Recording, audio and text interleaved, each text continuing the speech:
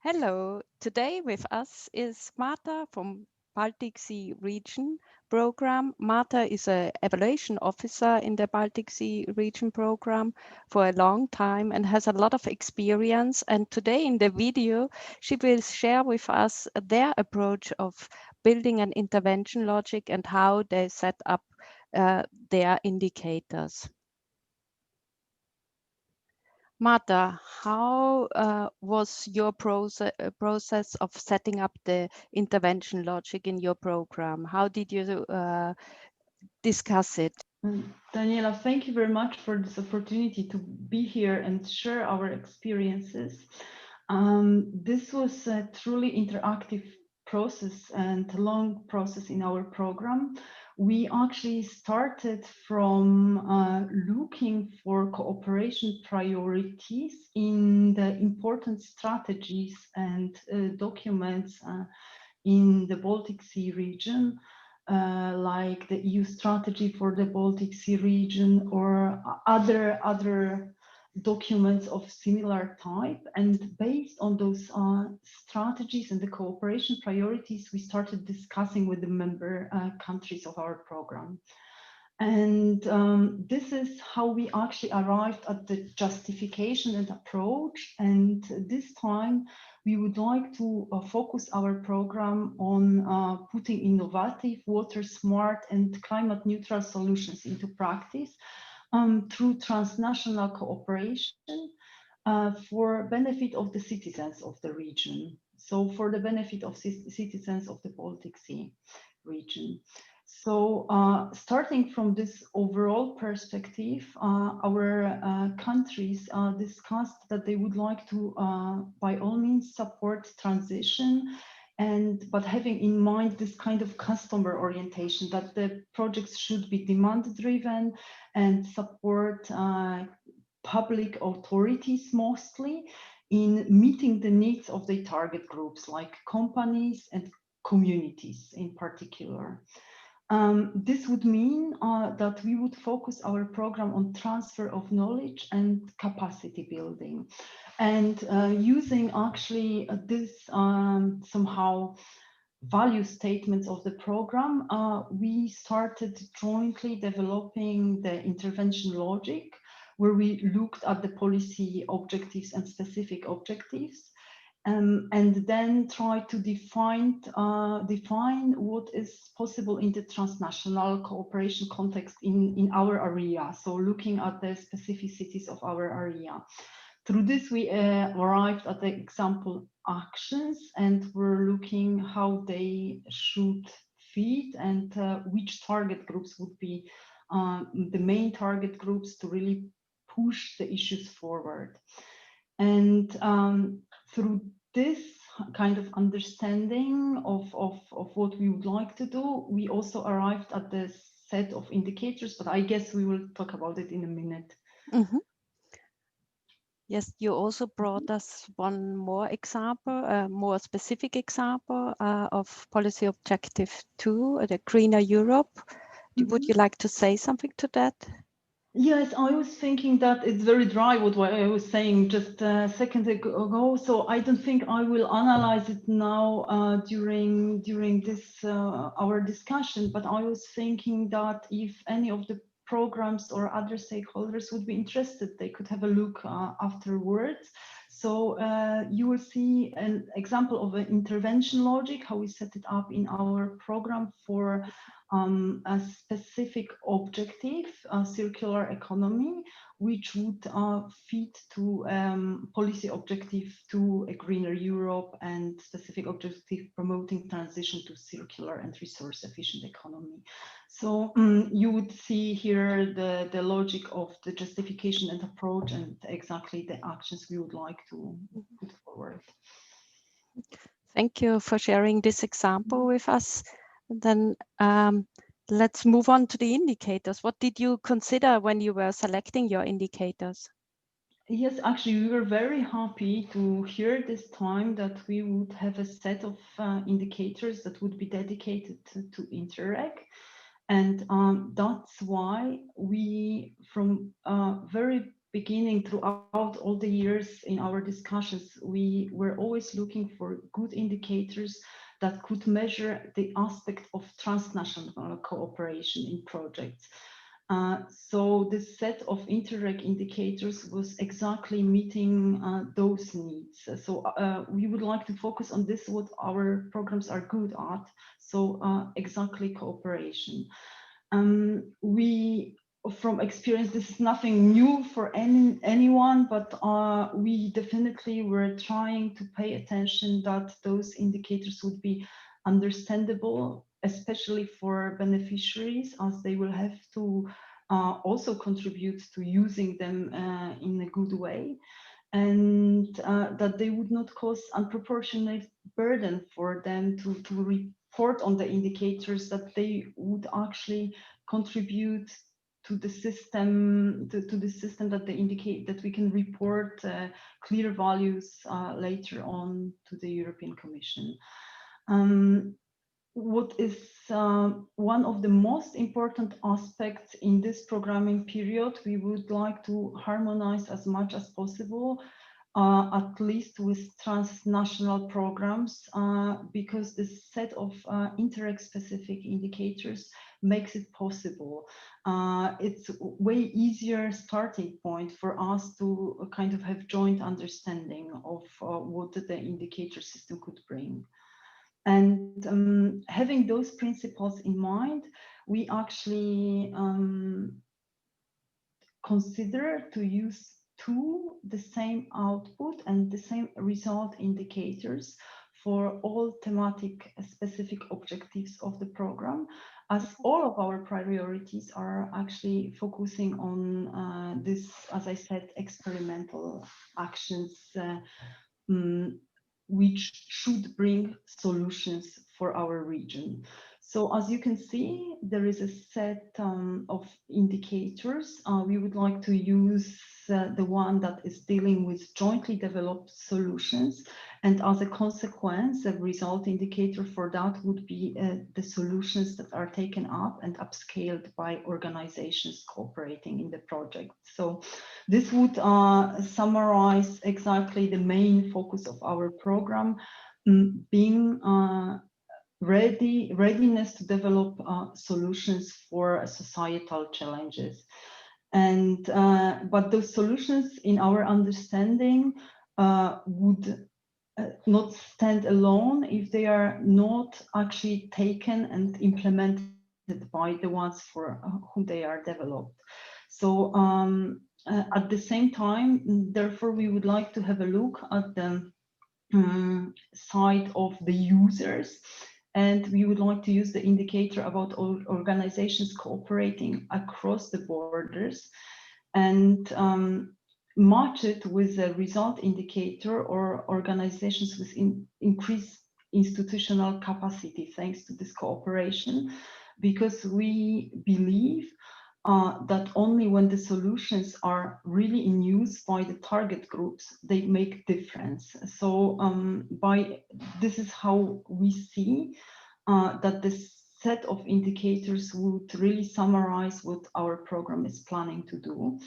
And we were having many discussions about thematic context, how to understand, because those indicators, they are not bringing themes of our program, but we understand from many discussions we had so far, and also with the representatives of evaluation unit, that this thematic context can be very well brought up through the selected specific objectives. That's why we would not go for any additional indicators that would be kind of based on the themes.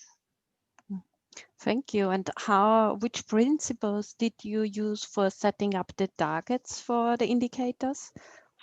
Oh, this is whole separate story about setting targets. I think it's a lot of many years of experience. It's never an easy task. And I have to say that for setting targets, we were thinking about several principles. We were, first of all, it became very clear for us that it has to be, that the definitions of the terms that we are using in the indicators have to be very clear.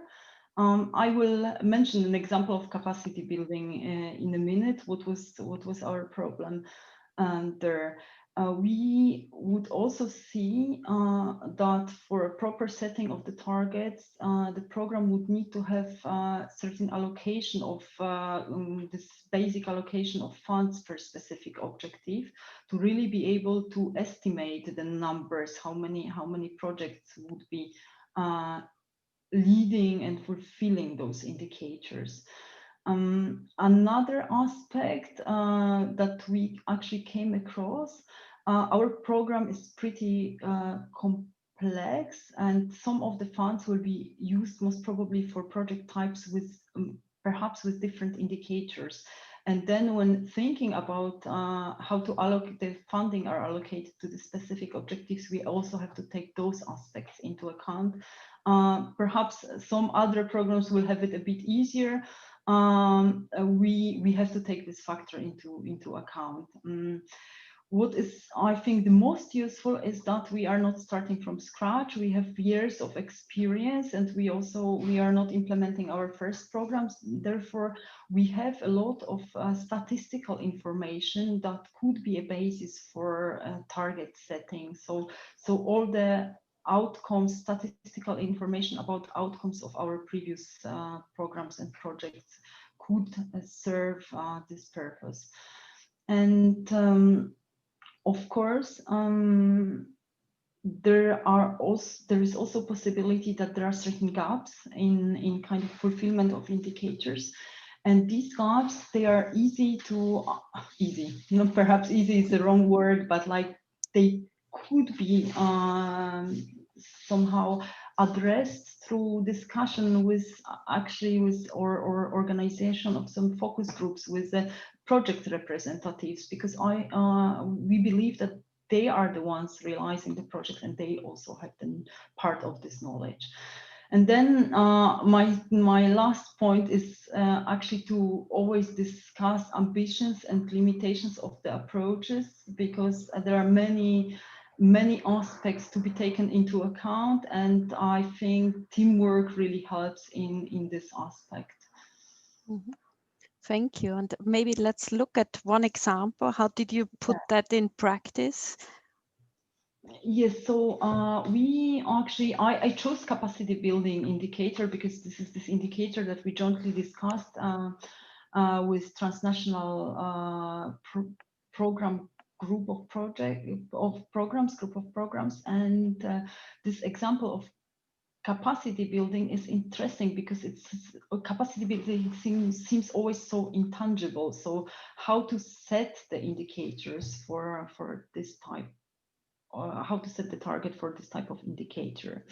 So as I said, first start from the definition. Do we really understand all the terms that are kind of used in this indicator? And for example, we came across our colleagues when discussing, they prepared a fiche which was providing certain definitions that the capacity building, it's kind of covering capacity building of project partners, organizations associated to those projects, so-called associated partners, but also stakeholders.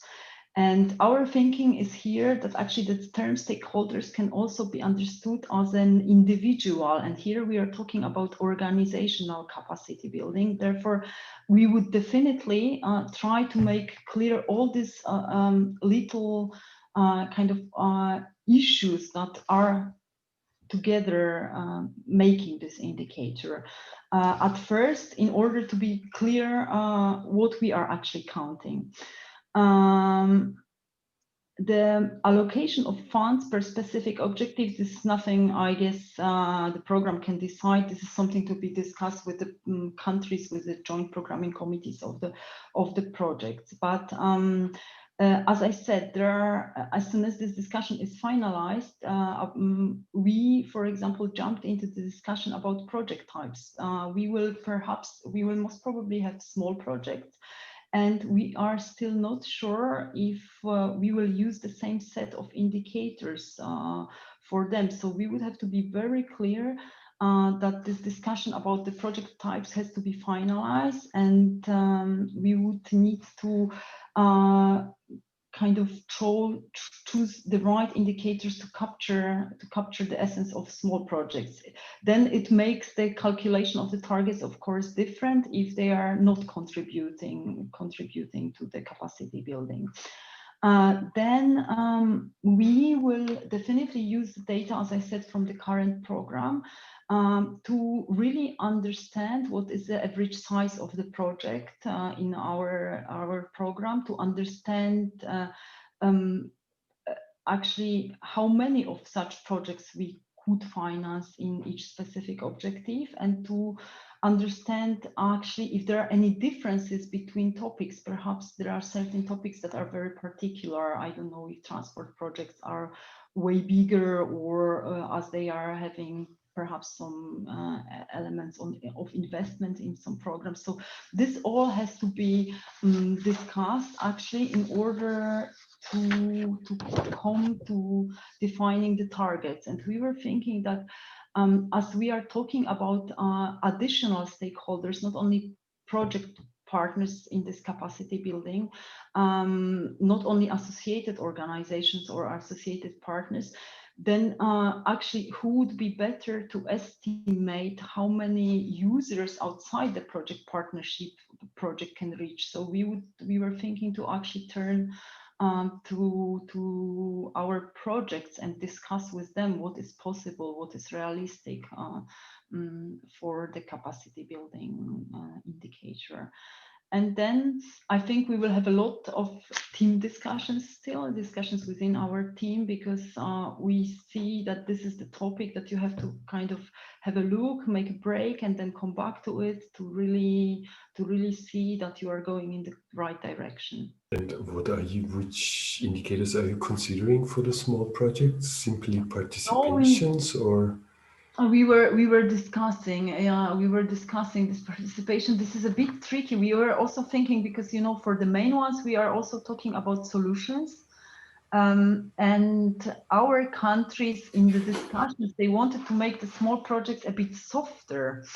So perhaps that they could also kind of sustain some networks and kind of more into this direction of the networking aspect, and not networking for certain typical solutions. For example, we have a problem with transport corridors in our area, that something is going on. We of course will not finance hard infrastructure, but like that the networks that are behind it are pushing the ideas further. In the transnational context, it would be enough to actually give them some smaller amounts of money that they could really aim for something bigger, and coordination with mainstream programs and so on. So a bit more like a seed financing for larger initiatives, meaning you're talking about projects from 1 to 200,000 euro. Yes. Approx. Interesting, yeah, because I was missing that project type. Everyone is fixed that a small project is 20,000 and a big one is 500,000. But for me, 100 to 200,000 is a very interesting project size. Yeah. So we are in the middle of the discussion with the countries. We don't know what will happen to it, but we guess that it might lead to this, that we will measure them differently, because they will be aiming at something different. Thank you very much, Marta, for sharing your experience. That was very interesting, and thank you for your time and sharing your knowledge with us today. Thank you.